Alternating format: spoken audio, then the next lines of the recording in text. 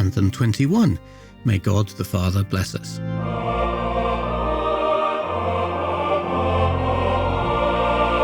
Welcome to Anthem 21 in my attempt to write a new choir anthem every week for a year. I'm Kevin Mulrine, and I hope you'll enjoy listening to my progress throughout 2024. Please do visit the website anthem52.com, follow along on x.com or Instagram at realanthem52, and send me a message to show@anthem52.com. It's Pentecost this week, so I looked for an ancient Pentecost prayer. A 1st century one by Æthelwold is probably out of copyright, so that fitted the bill. Here are the words. May God the Father bless us, may Christ take care of us, the Holy Ghost enlighten us all the days of our life. The Lord be our defender and keeper of body and soul, both now and forever, to the ages of ages. Last week, my daughter and I went with Holy Trinity Church Choir to sing Evensong at Hereford Cathedral. Several people told us how pleasurable that building is to sing in and that it is one of the best organs in the country. We agreed. The ministers and staff were very welcoming, as was the fantastic song school and the generous 4-second echo. I have sung in many places with a great acoustic, but Hereford is special. It made the performance effortless and meant that it was easy to produce contrasting dynamics. Sadly, the acoustic in our home church is very dry indeed, despite its physical beauty. Also, unfortunately, our director of music, Doug, was ill and couldn't make the trip. Our assistant director of music, Rebecca, stepped in, however, and did exceptionally well. Our probationers also did really well, despite a couple of wobbles. Overall, it was a wonderful trip. I've decided to start including clips of the anthem before the main playthrough in the podcast episodes. Hopefully this will make what I'm saying clearer.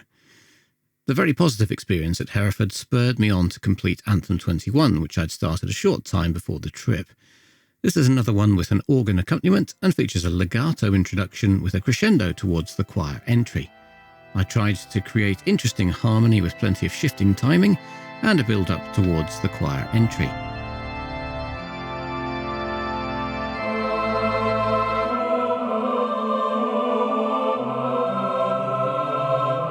Even though the words could be set in a soft, warm manner, my anthem seemed to want some loud singing, so that's what transpired.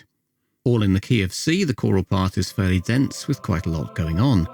The sopranos and bass move slowly against tenors and altos at times, an effect I like.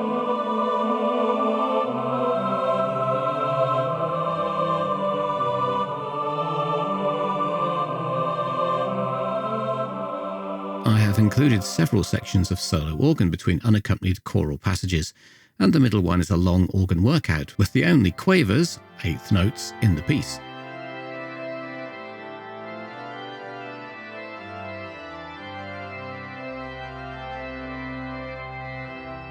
The penultimate section is unusual for me so far, as it features repeated overlapping lines that build up with the addition of parts towards a strident block choral ending.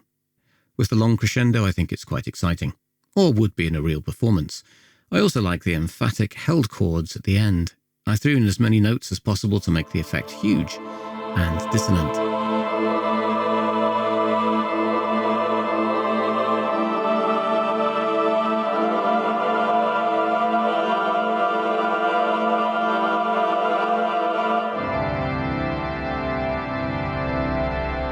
Unfortunately, when I came to transfer the MIDI file to Logic Pro, I hit the usual problem of the vocals turning out muddy and the overall effect being disappointing. The dynamic range is also really wide, making the quiet sections far too low. My dissatisfaction may be due to spending too much time with the anthem.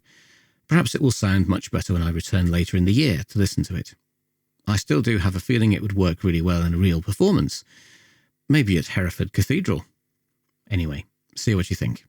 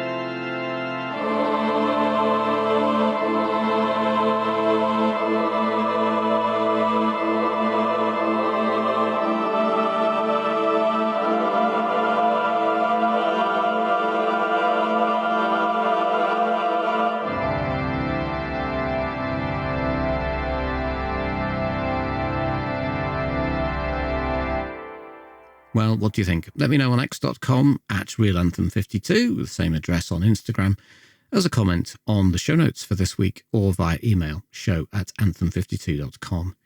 I hope you'll join me next week for a new episode and a new anthem. Only 31 to go. But until then, the question remains, will I make it to Anthem 52?